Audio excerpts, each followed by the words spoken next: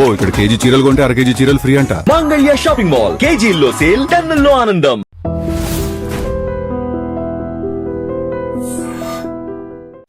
బాలుగారు శ్వాస పోశారు పాటలోకి. బాలుగారికి శ్వాస ఇబ్బంది అవ్వడం ఏంటండి? అంటే తనకి ఎలర్జిక్ బ్రాంకైటిస్ ఉండేదండి యాక్చువల్గా. తను చాలా అంటే దానివల్ల పెద్ద ఇబ్బంది ఎప్పుడు వచ్చేది కాదు, ఏ పాటలోనూ తెలిసేది కాదు, తను మామూలుగానే పాడేసేవారు. తను ఈ కరోనా వల్ల మిగతావన్నీ కూడా అగ్రివేట్ అయ్యాయి టైంలో. కానీ 51 రోజులు అసలు కానీ అండి ఇంకొక విషయం, అదంతా అయిపోయి ఇప్పుడు 2 years అయిపోయింది కదండి. ఇప్పుడు ఆలోచిస్తే నాకు తనకి ఏది మంచిదో అదే జరిగింది అనిపిస్తుంది. అంటే మనకి బాలుగారు లేరు, మనకి లోటు తీరది లోటు, కానీ బాలుగారు మటుకు చిరస్థాయిగా అందరి మనసులో నిలిచిపోయారు. బాలుగారు 100 ఏళ్ళు బతికి ఏ బెడ్లోనే ఉండి పాటలు పాడలేక తన బెడ్లో ఉంటే మనం ఎంత కష్టపడతామండి ఆలోచించండి. తను గుర్తుపెట్టుకునే విధంగా తక్కువ వెళ్ళిపోయారు. అరే ఇంకా ఉంటే బాగుండు, ఈ వ్యక్తి మనతో ఉంటే బాగుండు, ఇంకా ఎన్ని పాటలు పాడచ్చు, ఈయన ఇంకా ఎంత చేయొచ్చు అనే స్థితిలో మనల్ని అందరినీ పెట్టి వెళ్ళిపోయారు తను. ఈ మర్చిపోవడం అంటూ మనకు ఉండదు. బాలుగారిని జీవితాంతం మనతోనే ఉంటారు. ఆయన మర్చిపోవటం బాగా ఏజ్ వచ్చి అందరూ మర్చిపోయి అప్పుడు అసలు తను ఎవరు పట్టించుకొని ఒక స్థితి వచ్చిందనుకోండి, మనము చూసేవాళ్ళకి కష్టం, తన వల్ల కూడా కాదన్నమాట. పాట పాడకుండా తను ఉండలేడండి. తను ఒక్కరోజు కూడా ఒక పాట పాడకుండా ఉండలేడు. తను ఎప్పుడూ డాక్టర్లు లోపలికి వచ్చినా ఇలా పెట్టి నేను పాడతానని అనేవాడు. ట్రైకియాస్టమీ చేసినప్పుడు ఎప్పుడు మళ్ళీ తీసేస్తే నేను పాడతానా అన్నీ అడుగుతూ ఉండేవారు అనమాట. సో డాక్టర్స్ ఏమన్నారు, ఒక 2 years బెడ్ రెస్ట్ కావాలి తనకి, ఇంట్లో బాగా అయిపోతే బాగా హాస్పిటల్ అట్మాస్ఫియర్ ఇంట్లో ఉండాలి అని చెప్పారు. అప్పటికే అంత. కానీ ఆ వీడియో ఇప్పటికీ కూడా మనసులో అలా మెదులుతుందండి. అవునండి, చెప్పేసి వస్తాను తిరిగి వస్తానని చెప్పి మాకు అందరికీ కూడా చెప్పారు, మీరు ఊరికే కంగారు పడి ఫోన్లు చేయకండి, వచ్చేస్తాను నేను, జస్ట్ ఊరికే పాజిటివ్ అని వచ్చింది అక్కడ జాయిన్ అయ్యాను నేను అంతే తప్పించి ఏం ప్రాబ్లమ్స్ లేవు. 15 days వరకు అలాగే. 15 days తర్వాత కోవిడ్ నెగిటివ్ వచ్చింది. ఆ తర్వాత ఒక్కొక్కటి ఇబ్బంది పెట్టేసి. So it's what ever it is అండి, హీఈస్ దేర్ ఫర్ అస్. ఆయన ఎప్పుడు మా వెనకాల ఉంటాడు. నేను చరణ్తో అందరితో అదే చెప్తాను, నా అన్న మనతోనే ఉంటారు, ఆయన మనల్ని లీడ్ చేస్తారు. వదిన గారు చాలా ఎఫెక్ట్ అయ్యారండి. మా అందరికంటే కూడా వదిన చాలా ఎఫెక్ట్ అయ్యారు. ఆవిడ ఆల్మోస్ట్ ఒక డిప్రెషన్ స్టేజ్లోకి వెళ్ళిపోయారు. ఇప్పుడు కొంచెం బెటర్, అంటే చాలా ఆరోగ్యపరంగా కూడా బాగా దెబ్బతిన్నారు ఆవిడ. అంటే ఒకే హాస్పిటల్ ఇద్దరు పక్కన ఉన్నారు. ఆవిడ కూడా కోవిడ్ వచ్చి అక్కడే జాయిన్ అయ్యారనమాట. అక్కడ ఏం జరుగుతుందో తెలియదు. పిల్లవాడు ఒక్కడు, ఎవరిని పంపించరు, వాడిని ఒక్కడనే పంపిస్తారనమాట. So it was tough time for us, very tough అండి. అసలు ఊహించడం కష్టం కదండి. ఏ రోజు డాక్టర్ ఏం చెప్తారో తెలియదు. ఇవాళ బాగుందమ్మా, ఏం ప్రాబ్లం లేదంటారు, ఇవాళ కొంచెం ఏదో ప్రాబ్లం ఉందంటారు. ఒక 51 రోజులు అలా అలా అలా అలా అలా ఇంకా మాకు వేరే థాట్ ఏమీ లేదు. అందరూ ప్రే చేయటం. ఎక్కడి వాళ్ళు ప్రపంచం అంతా ప్రే చేసింది నిజంగా. అన్ని ప్రసాదాలు, ఒక రూమ్ పెట్టారు అక్కడ, ఒక రూమ్ పెట్టి ప్రసాదాల కోసం ఒక రూమ్ పెట్టారు, ఆయనకు వచ్చే ప్రసాదాలు. అవును, కొంతమంది విభూతులు పంపించడం, షాల్స్ అన్నీ అనమాట. అసలు వరప్రసాద్ రెడ్డి గారు కూడా అప్పుడు వరప్రసాద్ రెడ్డి గారు కూడా పంపించారు, కంచిపేట నుంచి పంపించారు, తిరుమల తిరుపతి దేవస్థానం, ఇక్కడి నుంచి అందరూ.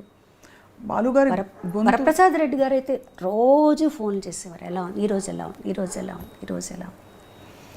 అందులో బాలుగారి గొంతు అంటే కీర్తించని దేవుడు లేడు. అన్ని బాణీల పాటలు అందరు దేవుళ్ళకి పాడారు కదండి.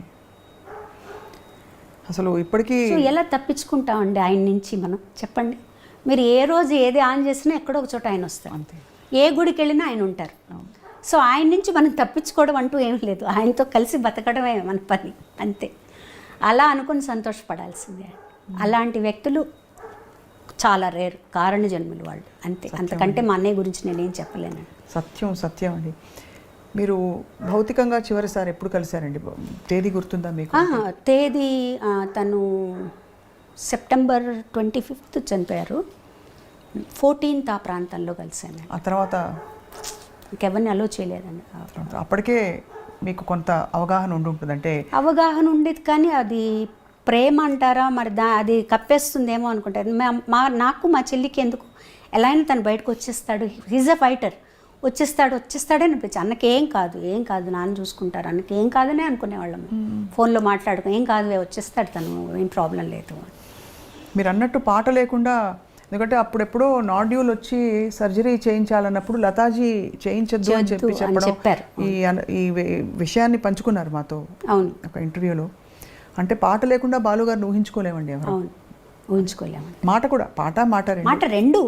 ఇంకా ఇప్పుడు కూడా నేను టెలిఫోను రేరు, తను ఎప్పుడైనా చేసినా కూడా ల్యాండ్ లైన్ చేస్తారు ఫోన్ మా పై రూమ్లోకి అనమాట. ఫోన్ తీయగానే ఆ లైన్కి అన్నయ్య చేస్తారని మాకు తెలుసు, నేనమ్మా అన్నని అంటారనమాట. అది అలా రింగ్ అవుతూనే ఉంటుంది మనసులో. ఫోన్ వస్తుంది అంటే ఇంకా ఆ తర్వాత ఆ ఫోన్కి ఇంకా ఫోన్లు రావడం మానేసాయి అనమాట. ఆ ఫోన్ వస్తుందంటే నేనమ్మా అన్నయ్య చేస్తుంటారు, ఇంకా అన్నయ్య కదా ఫోన్ చేస్తారు అని చెప్పి తీసుకునేవాళ్ళు అనమాట. సో మెనీ థింగ్స్ ఒక్క రోజులో మర్చిపోయే విషయాలు కాదు. అయ్యో ఎంత జీవితకాలం మీ వెన్నంటే ఒక తండ్రి జీవితాంతం ఉంటుందండి, జీవితాంతం ఉంటుంది. ఎన్ని ప్రయాణాలు.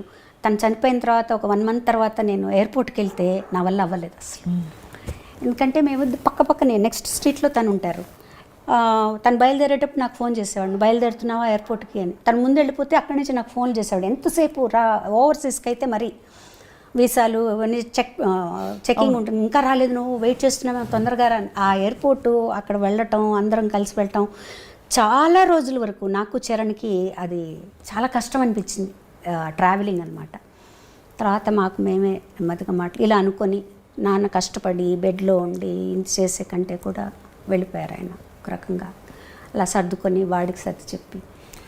ప్రేమ నుంచి మనకి చిన్న కోపం కూడా వస్తుంది. అన్నయ్య కోవిడ్ టైం ట్రావెల్ చేయొద్దంటే వెళ్ళిపోయారు మీరు ఇలాగా పాట పాడడానికి అని. ఒక్క కించితైనా అలాంటి ఒక ఆలోచన వచ్చిందా, ఎందుకు పాడడానికి వెళ్ళిపోయారు అన్నయ్య, అంత రిస్క్ తీసుకుని ఎందుకు వెళ్ళారు మీరు అని? అంటే తను వెళ్ళారు అని నాకు తెలియదండి. యాక్చువల్గా సుధాకర్ గారికి ఫోన్ చేశారట ఆయన, ఇట్లా వద్దాం అనుకుంటున్నాను, అక్కడ పరిస్థితులు ఎలా ఉన్నాయి అని. తను అక్కడే ఉన్నారు అప్పుడు. ఆ లెవెల్లో రామోజీ ఫిలిం సిటీలో అన్ని జాగ్రత్తలు తీసుకుంటున్నారండి, నేను షూట్ చేస్తున్నానని చెప్పారట అనమాట. ఆయనకు కూడా మనసులో అది ఉండిపోయింది, నేను ఎందుకు చెప్పాను అలా అని. వదిన అందరూ చెప్పారట. ఈ విషయాలని నాకు తెలియదు, తను అక్కడ ఉన్నారు, తను మధ్యలో వెళ్తున్నారని ఒక 1 month ఎక్కడికి వెళ్ళలేదు. 1 dayకి వెళ్తున్నారని కూడా తను వెళ్ళిపోయాక తెలిసింది మాకు. తెలిసిన తర్వాత తను వచ్చాక మామూలుగా ఉన్నారు, 1 week బాగున్నారు. సరే పర్వాలేదులే వెళ్ళారు, బాగానే ఉన్నారు. ఒక రావటం కొంచెం జలుబుతో అట్లా వచ్చారు, బాగానే ఉన్నారు, మామూలు జలుబే అన్నారు అయింది. నెక్స్ట్ రాఖీ నేను ఫోన్ చేశాను అనమాట. ఆ రాఖీ రోజు ఫోన్ చేశాను, 5th ఏదో అయిందండి అది. ఫోన్ చేసి ఎప్పుడు ఇంటికి వెళ్తాను నేను అంటే, రామా ఇంటికి రా, వచ్చి రాఖీ కట్టు అన్నారు. ఇప్పుడు వస్తున్నానన్న, బయలుదేరుతున్నాను. మళ్ళీ ఫోన్ చేశాడు తను, వద్దమ్మా నాకు కొంచెం జలుబుగా ఉంది, ఎందుకైనా మంచిది, నేను డాక్టర్ దగ్గరికి వెళ్తున్నాను, నువ్వు రేపు వచ్చి కట్టు, ఎందుకు ఇప్పుడు జలుబు ఉంది, నువ్వు వచ్చి మళ్ళీ అప్పుడు కొంచెం పీక్గా ఉంది కదండి. అవును, కోవిడ్ చాలా భయానకంగా ఉందండి. సరే అన్నాను, అదే మాట్లాడింది నేను లాస్ట్. తను హాస్పిటల్కి వెళ్ళారు, ఇంకా అక్కడే ఉండిపోయారు. అయ్యో భగవంతుడు. But we have to celebrate him అండి, అంతే. ఎందుకంటే తనకి ఎవరన్నా డల్గా ఉన్నా, ఎప్పుడు ఒక రకంగా మూడ్ అవుట్లో ఉన్నా తనకి ఎప్పుడు నచ్చదు. అందరూ నవ్వుతూ ఉండాలి, అందరూ హ్యాపీగా ఉండాలి అనేదే తన. నవ్వుతూ ఉండేవాళ్ళంటే తనకు చాలా ఇష్టం అసలు ఫస్ట్. సో మమ్మల్ని మాకు మేమే బూస్టప్ చేసుకొని మేమే అనుకున్నాం అనమాట. ఈ సంవత్సరం నేను పల్లవి అందరం కలిసి every year will celebrate SPB, అంతే. ఆయనకేమి ఇష్టం అది చేద్దాం, పాటలు పాడుకోవడం, అంత్యాక్షరీలు ఆడుకోవడం, ఇలా చేద్దాం మనం. ఇలా ఊరికే బాధపడి లాభం లేదు, విల్ సెలబ్రేట్. గొప్పగా ఉందండి మీ ఆలోచన, బాలుగారి ఆలోచన లాగే ఉంది. మొత్తం పాట మాట ప్రయాణం అన్నయ్యతో మీరు కలిసి ఈ బ్యూటిఫుల్ లైఫ్ని షేర్ చేసుకున్నారు శైలజ గారు. అన్నయ్య నుంచి మీరు నేర్చుకున్న, అంటే చాలా మీకు బాగా ఇన్ఫ్లుయెన్స్ అయిన ఒక 2-3 విషయాలు, గుణాలు. అఫ్కోర్స్ మీ నమ్రతను చూస్తే అర్థమైపోతుంది అందరికీ. బాధ్యత అండి అది చాలా. అంటే తను ఒక వ్యక్తి పరిచయం అయ్యాడు, తనకు దగ్గరయ్యాడు అంటే మొత్తం బాధ్యత తీసుకుంటాడు, ఆషామాషిగా కాదు. చాలా అలా చెప్పాలంటే ఎన్ని ఫ్యామిలీస్ తన మీద ఆధారపడి ఉన్నాయి. తను ఒక్కసారి తను లేడు అనేటప్పటికీ ఎంతమంది ఎఫెక్ట్ అయ్యారు. ఒక బాధ్యత తీసుకుంటే తను సంపూర్ణంగా దాన్ని నిర్వర్తించేవాడు. లేకపోతే నువ్వు బాధ్యత తీసుకోకు, తీసుకుంటే మటుకు దాన్ని సంపూర్ణంగా చేయాలి. తర్వాత కృతజ్ఞత. తనకి ఎవరన్నా ఇంత చిన్నది చేస్తే చాలు, దాన్ని ఇంకా లైఫ్ లాంగ్ గుర్తుపెట్టుకొని వాళ్ళ జీవితం అంతా సహాయం చేస్తారు వాళ్ళకి. ఈ 2 విషయాలు నేను బాగా గమనించానండి. తన ఫ్రెండ్స్ కానీ, ఆ ఫ్రెండ్స్ కానీ ఎవరు బాగాలేదన్నా కూడా నా చేతనైన సహాయం ఇది. నాకు తర్వాత తను పోయాక చాలా విషయాలు తెలిసాయి అన్నమాట. డ్రైవర్కి కొంత డబ్బులు ఇచ్చి హైదరాబాద్లో కానీ చెన్నైలో కానీ కొన్ని హాస్పిటల్స్కి పంపించి, ఫలానా వాళ్ళకి ఈ డబ్బులు ఇచ్చిరా, ఫలానా హాస్పిటల్లో వీళ్ళు ఉన్నారు వాళ్ళకి హెల్ప్ చేసిరా, ఇవన్నీ చెప్పు. ఎవరు పంపించారంటే ఏం లేదు, వచ్చేసాయి అని ఇలా రోజు పంపించేవారు. అలా చాలా రకాల హెల్ప్ చేశారనండి. చాలా ఇంకా ఫ్యామిలీ అయితే చెప్పక్కల, మా సిస్టర్స్ని కానీ అందరినీ కానీ అసలు ఒక కొండ మా వెనకాల, పెద్ద కొండ అనమాట. తను లేడు అంటే ఫస్ట్ అనిపించింది, ఓకే తను లేడు, ఆ బాధ్యత ఎలా, దాన్ని ఎలా మోయాలి ఇప్పుడు మనం ఏమి యాడ్ అవడం ఇది కాదు, తనేం చేశాడో దాన్ని మనం తీసుకోవాలి బాధ్యత, అంతే కదండి. అలా వదిలేయలేం కదా. తను చేసిన బాధ్యతలు పట్టుకున్న తనకేది మోటివేషనో అదే తీసుకొని ఆ దారిలో మనం నడవాలి. సో ఇదే కొంతవరకు తీసుకోగలిగారా మీరు? అంటే ఒక 25% వరకు తీసుకోగలిగానండి. తీసుకోగలిగాను. అది కూడా తను హెల్ప్ చేస్తేనే, తన పైనుండి ఆశీర్వదిస్తేనే అండి, అంతే.